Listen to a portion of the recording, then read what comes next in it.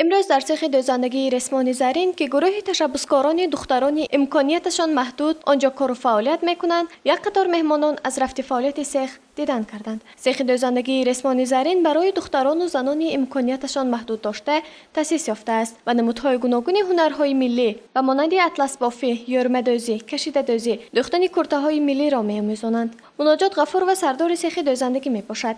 او قید کرد از سال 2017 این جانب با یک چند کارخانه ها همکاری نموده است. سال 2021 به گرفتن گرانت پرزیدنت تاجیکستان مشرف شده، همان سال سیخ دوزندگی رسمانی زرین را تأسیس داد.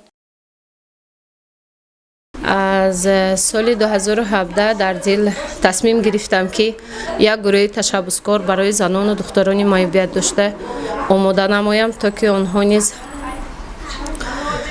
شخصانی معیوبیت داشته نیز موقع خود را در جامعه بلند بردارند. مناجات غفور و قید کرد که مقصد از گشادن این مکان جلب نمودن زنان و دختران امکانیتشان محدود داشته به هنرهای ملی و مردمی می باشد. این زنها در این مکان هنر می‌آموزند و کار پیش میبرند.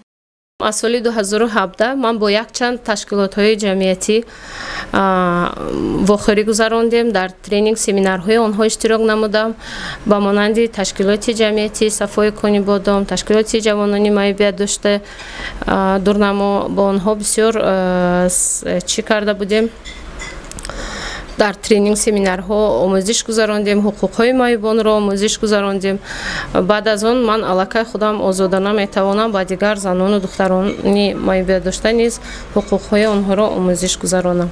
در سیخ مذکور 8 نفر کارگران فعالیت میبرند که از آنها 3 نفرشان آموزگار و باقی مانده آنها شاگردانشان میباشند. امروز هلاله برای دیدن نمودن سیخ دوزندگی به اینجا آمده است. هرچند او شنیده نمیتواند ولی فکر و اندیشه اش را با شوق به ما بیان کرد.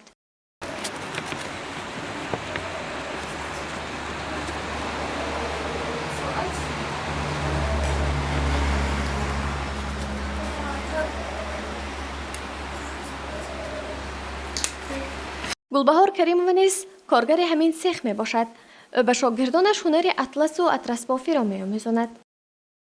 من سال 2017 مرکزی زلفی بحریدینی همین قدسا 4 سال ایسی من کار کرده ایستادم. دوامش را به این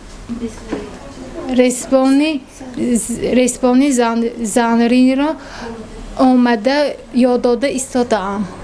امروز دختران آن لباسهایی که محصول دستان خودشان بود به بر نموده بودند.